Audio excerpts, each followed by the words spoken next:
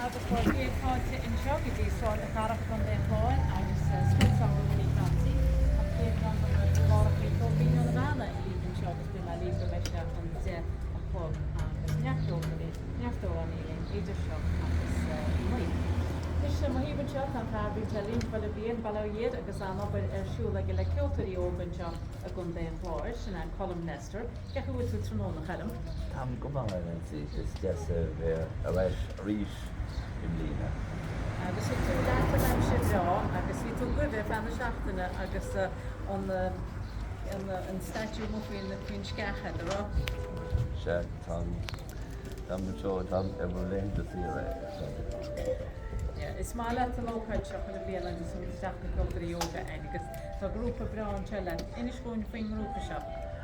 An grúpa seo atá going inniu ar Tróna is grúpa Ceoil faoi dóil agus grúpa ceann faoi gúide freisin a bhí i bhleáil chuig seachí bhleáil an gúide Raidio.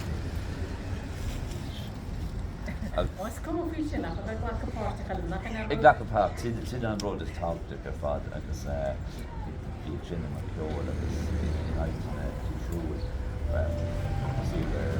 nóna tam seo ar féil seo agus ag sin ar fúd an bhela.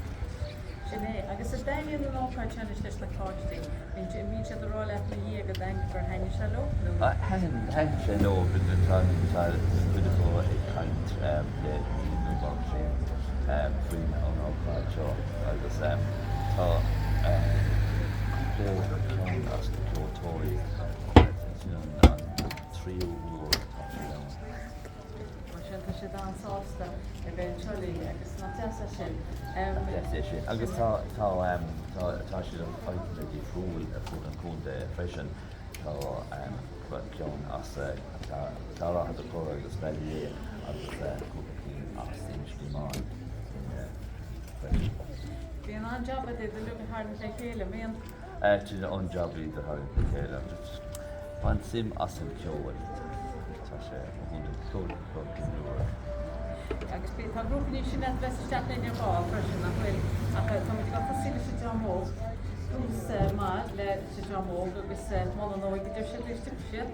Bhfuil nógus ar tailceart a got, bhfuil nógus ar trúpaí for deir sin opla. Nís go si go le chasa bhfuil trú nniu?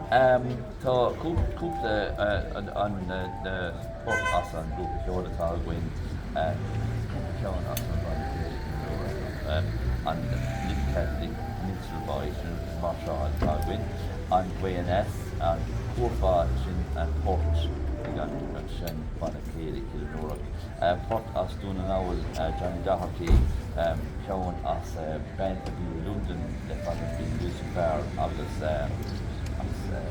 calfa ó búchas fanna céad an ag deire leis an gáir an bhí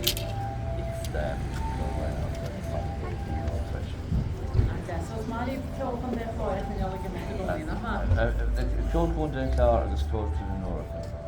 Sinné, well má siúd agus chuinnig íorí mar sin a hasú agus